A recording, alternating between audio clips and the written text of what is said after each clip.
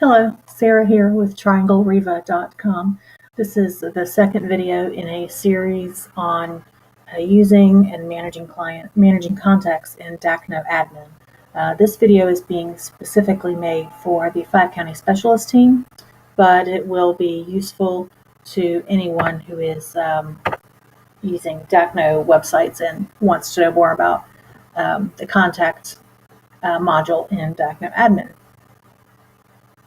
So we'll start with, this is to manage leads you've been assigned. So we'll start with, what do you get when you are assigned a new contact? So this top email that you see that I've received comes from your team name, and the subject will be Dakno Admin Contact Assignment. You have been assigned to a contact. So we'll open that. This is what you'll see when you have been assigned a contact. You need to quickly get in touch with that person, or try to get in touch with that person. Now, from this email, you can view the contact. Now, if you haven't already logged in to Dakno Admin with your login credentials, you need to make sure that you can do that, especially if you're going to be checking these on your phone, which I think probably most agents are. You're getting the email on your phone, and then you're trying to manage the contact from your phone. You need to make sure that you can log in on that device. Something that could probably help you with that is a tool called LastPass. It is a password manager, and it does work across all of your devices. So that's what I use, and that's what I recommend. So if you have that, you can very easily log in without issue. Let's quickly move on to once you receive that contact and you go to view the contact, this will allow you to see what information they put in, as well as their activity. So very quickly, how would someone end up as a contact on the website? Most likely, they were on the front end of the site looking at homes, or they want to sell a home and they're trying to get their home value. Different places they could come to the website to look at homes or get a CMA would be from Google or from Facebook. Those are typically where most people are going to come from. So let's dive right into what you need to do as soon as you get assigned a contact. First and foremost, you'll see that the status of that contact will be new, most likely, and they'll have a new lead tag. You need to, as quickly as you can, change the status to whatever it's going to be. Maybe it's pursue, maybe it's a buyer that needs to be qualified, maybe you just need to monitor them, maybe they don't want you to contact them again. Whatever works here, and it is possible to get junk. Somebody, you can generally tell those, and hopefully they won't get to you, but if that's what it is, that's what it is. So you'll just change the status to whatever is most fitting. You'll get rid of the new lead tag. Depending on what the contact did to end up in the contact list, whether they were searching homes or filled out a CMA form, they may also have a buyer tag. They may have a seller tag. They may have property organizer sign up. Whatever they've done, they'll have tags that match that. So you just need to get rid of the new lead tag and add any tags that are relevant for that contact as you're managing it. Once you change the status and the tags, I'll actually put that to that, you'll save contact. And some other tools here that you can use to help you manage. Specifically, up here at the top, you'll see active visit and passive visit. These can help you know when a contact has most recently been back on the website. So a passive visit, maybe they just looked at a home. That's possible if they're seeing multiple homes via Facebook, because we do a lot of Facebook marketing. So, maybe they're they saw a home and a lead got set up. They got set up as a lead a week ago, and then they see a home on Facebook again, and they look at it, and that would be a passive visit. An active visit is where they are doing a thing. So those two things can help you prioritize who you may want to call and when. So if you're managing your leads daily, which you should be, you may see that someone recently visited the website, and you can give them a call. And you don't have to be spammy about it. You can just say, hey, I was thinking about you, and give them a call, touch base with them. So moving down on a contact, you can also see what their activity has been.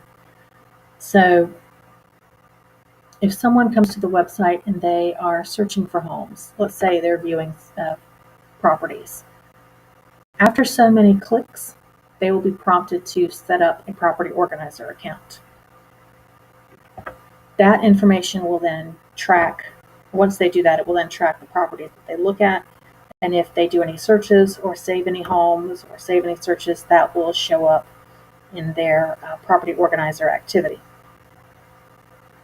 So you can use this to help find homes that are a good match, and you can set up searches on their behalf to better serve your contacts.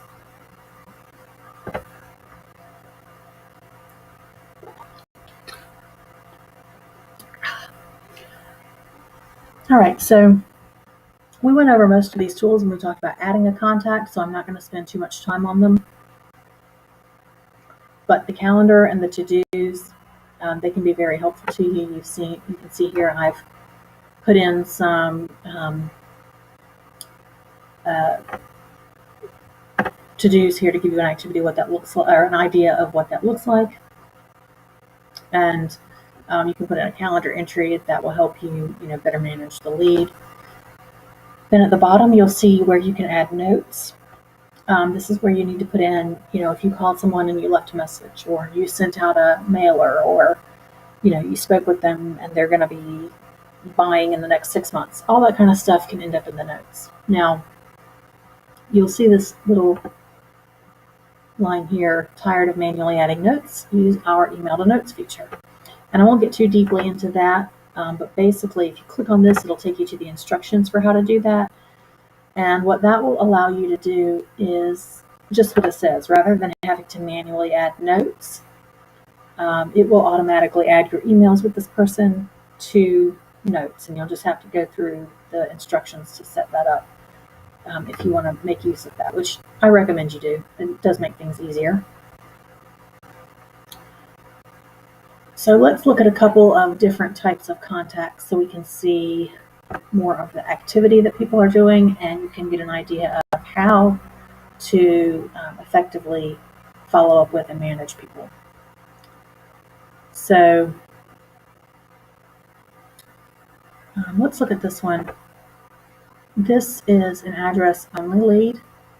Here's what that means. They were on the website to get a home valuation. So one of the forms on the website is a quick CMA, and it starts with them entering their address. If they leave after they put in an address for whatever reason, it still logs that address. So you'll still end up with an address only as a contact. What are you supposed to do with that? Well, really that limits you to mailers, but that definitely is something that you can do. You can use the county tax assessor or GIS or property search to find out, who owns the property. You can look up if they've recently sold it, if it's already for sale and they're working with someone and maybe they just wanted to find out if the listing price was right. There could be any number of reasons why people might just put in an address. If you do a little bit of research and you think, that's a good person to maybe send out some postcards, I would at the very least send out cards. You could send them value estimation. You can send them neighborhood sold reports. You can set up um,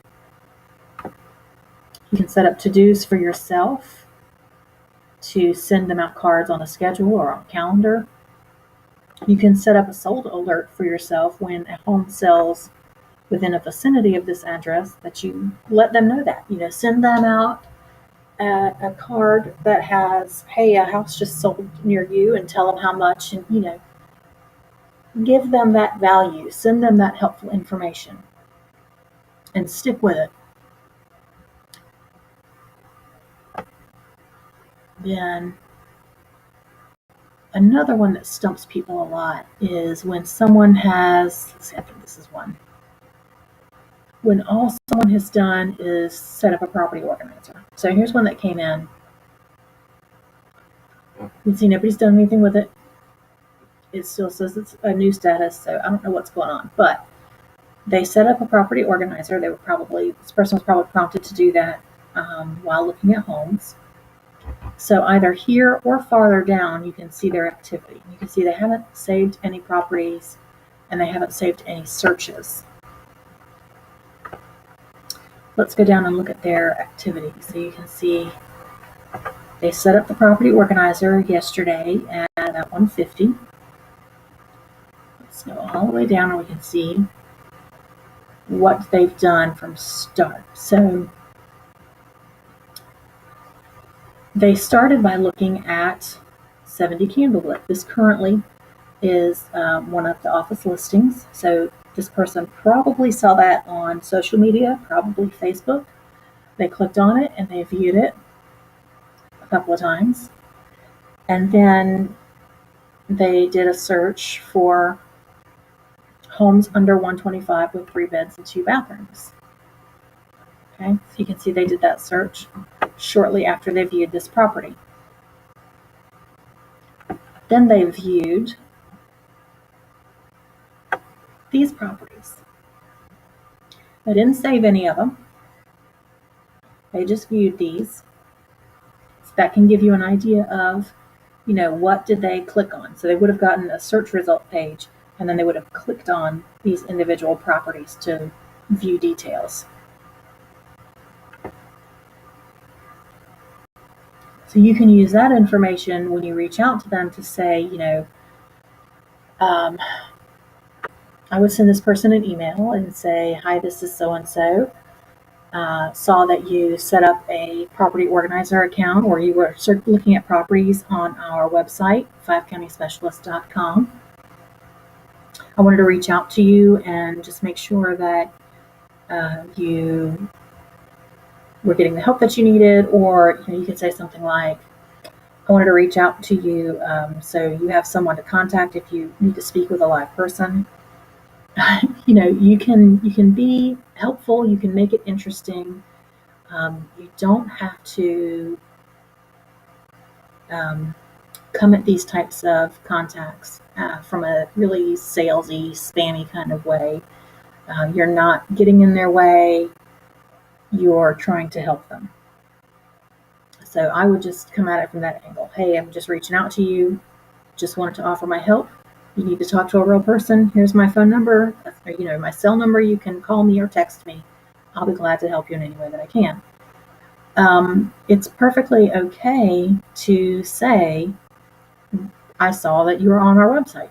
People nowadays know that their activity on websites is being tracked. So I don't think that is any kind of top secret information.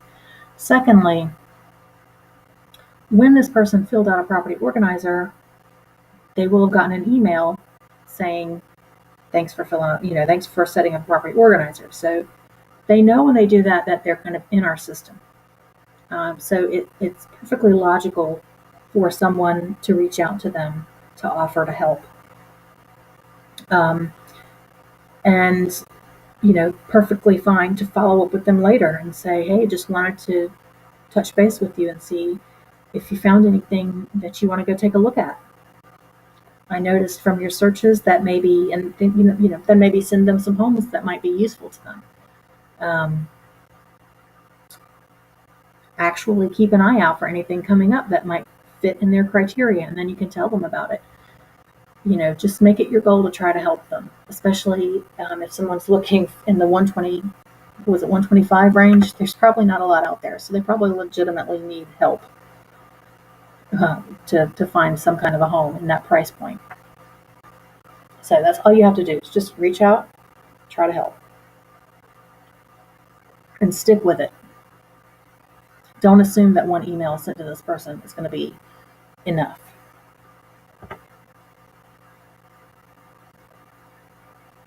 So